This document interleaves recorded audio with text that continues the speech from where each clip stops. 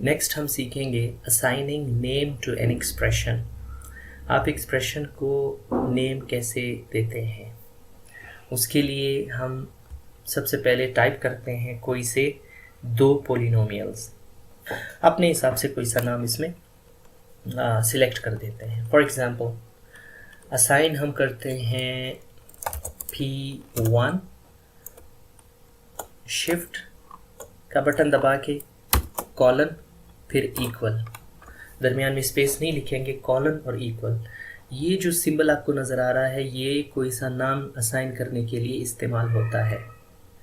यानी अगर एक एक्सप्रेशन आगे हम लिखेंगे, उसको P1 की असाइनमेंट देंगे, तो आगे सिर्फ P1 अगर हम लिखेंगे तो मेपल उसको उस पूरे दिए गए एक्सप्रेशन के हिसाब से अपने जहन में रख कर मुख्तलिफ रिज़ल्ट्स हमें देता जाएगा, जो जो रिज़ल्ट्स हमें रिक्वायर्ड होंगे। फॉर एग्ज़ाम्पल जब भी आप अब P1 लिखेंगे तो मेपल इसको समझेगा कि आप बात कर रहे हैं x³ + 5x² + 11x की। ठीक है, ओके। एक और पोलिनोमियल लिखते हैं, उसको P2 का नाम असाइन कर देते हैं, कॉलन का बटन, फिर उसके फ़ौरन बाद इक्वल का बटन, और फिर आगे आप एक्सप्रेशन लिखेंगे। आपके बुक के हिसाब से मैं एक्सप्रेशन लिख रहा हूँ, x × y पावर में है cubed, then plus square root का कमांड है SQRT।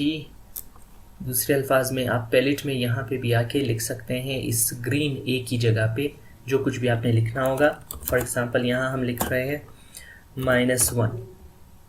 ठीक है, तो पैलेट्स में भी आकर आप इसको प्रेस करेंगे तो इसकी जगह -1 आप लिख सकेंगे। और फिर फ़र्क सिर्फ ये होगा कि यहाँ पे मैंने SQRT लिखा है, मेपल आपको डायरेक्ट √T में ये स्टेटमेंट शो कर देगा कमांड लाइन में, इस वाले लाइन में।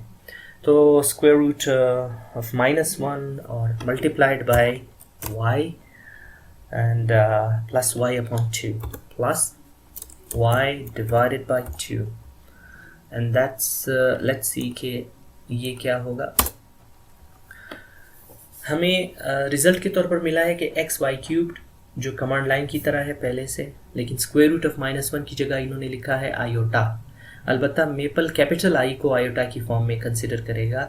याद रहे आपने सीखा था कि iota is equal to -1 square root of -1। ठीक है, it is an imaginary number जो मल्टीप्लाई फॉर्म में है y के साथ, फिर प्लस y/2 को मेपल ने लिखा है 1/2y।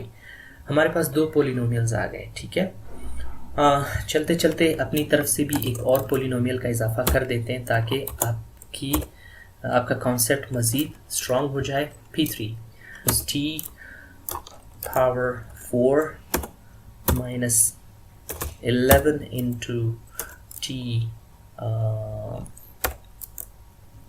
power 3 यानी t³ plus 5 into t. This is our third polynomial variable t में। ठीक है, पहला पोलिनोमियल वेरिएबल x में है, दूसरा x और y में है, और थर्ड पोलिनोमियल है t में।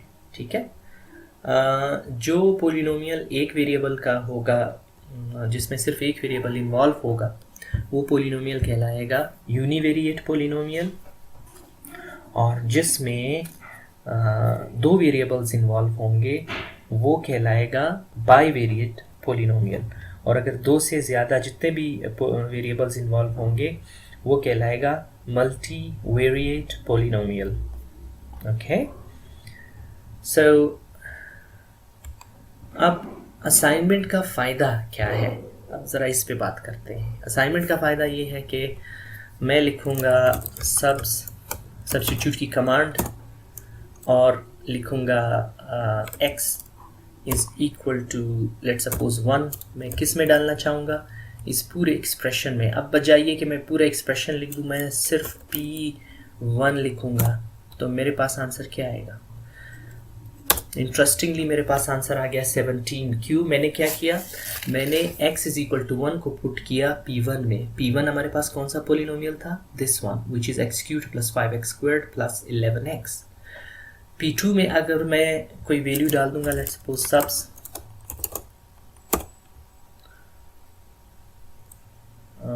y is equal to 4, और अब मैं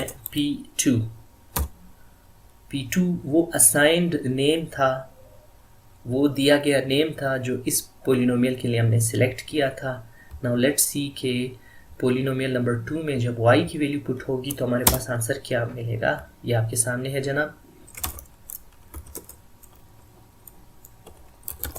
Subs t is equal to 4, या let's suppose another 2 लिख दें, P3, और आंसर हमें मिला है -62. इसके अलावा अगर हम लिखेंगे SQRT और P1 बजाय पूरा एक्सप्रेशन लिखने के, अब हमने सिर्फ P1 लिखा जो असाइंड वैल्यू है. गौर से देखें, यही वैल्यू अब अंडर रूट की फॉर्म में आ गई.